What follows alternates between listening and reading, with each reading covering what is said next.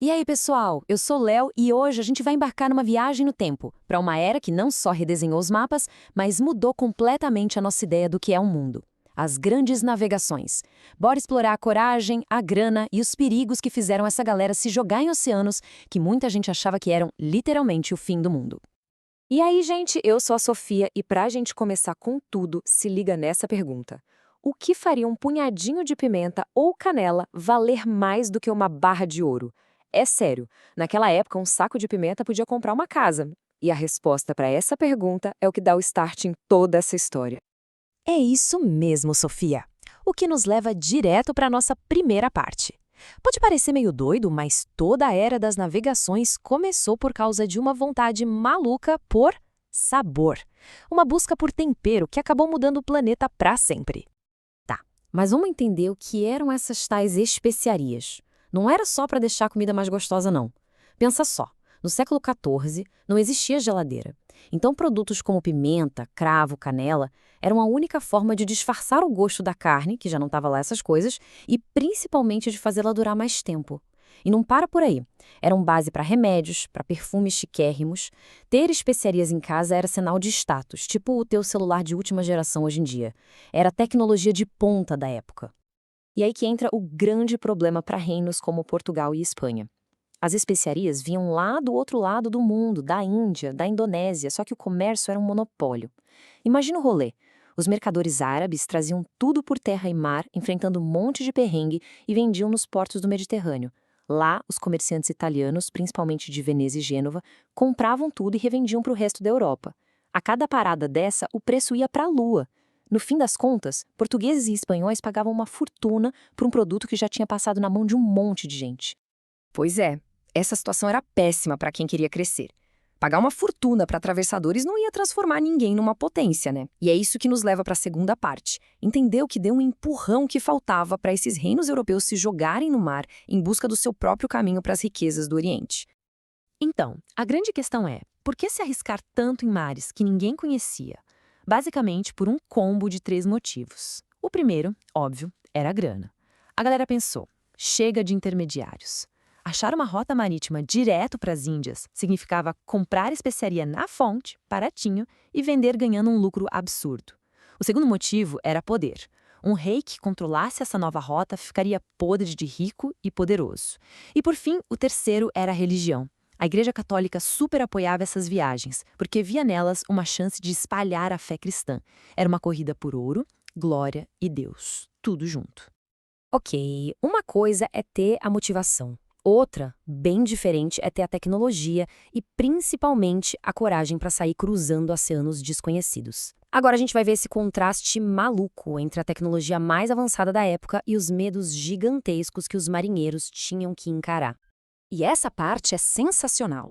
Como é que eles conseguiam? Com tecnologia, ué. A bússola, que já existia, mas foi aprimorada, permitia que eles seguissem o rumo certo, mesmo sem ver a Terra.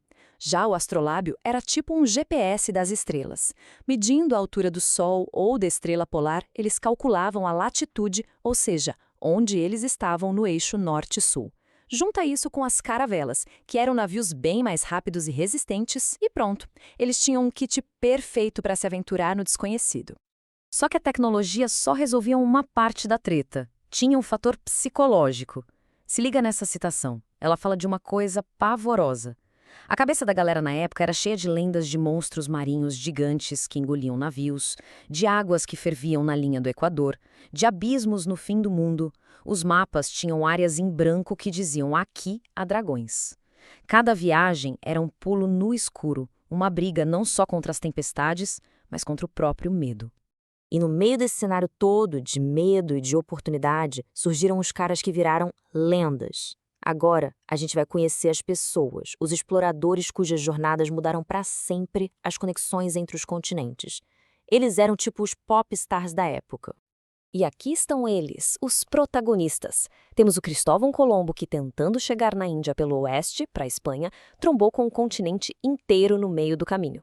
Depois, o Vasco da Gama por Portugal, que finalmente realizou o sonho de todo mundo, contornou a África e chegou na Índia. Abriu a rota direta das especiarias. Na sequência, Pedro Álvares Cabral, que no papel estava indo para a Índia, mas deu uma desviadinha e parou no Brasil. E aqui a gente para e pensa, ele descobriu, chegou ou invadiu? Cada palavra conta um lado bem diferente dessa história. E por fim, a missão mais ousada de todas, Fernão de Magalhães, que liderou a primeira viagem que provou, na prática, que a Terra é redonda. Exato. E o mais legal é que essas não foram viagens isoladas. Cada uma foi uma peça num quebra-cabeça gigante. E juntas, elas causaram uma transformação global, criando um mapa totalmente novo de rotas de poder, de conflitos e de conexões que ninguém nem imaginava que seriam possíveis. E olha só como tudo aconteceu numa velocidade impressionante. Em 1492, Colombo chega nas Américas. 6 anos depois, em 98, Vasco da Gama chega na Índia. Só 2 aninhos depois, em 1500, Cabral aporta no Brasil.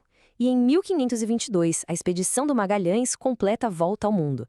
Gente, em apenas 30 anos, a visão que os europeus tinham do planeta virou de cabeça para baixo. O mundo ficou, ao mesmo tempo, maior e muito mais conectado. E o resultado de tudo isso? Uma verdadeira revolução.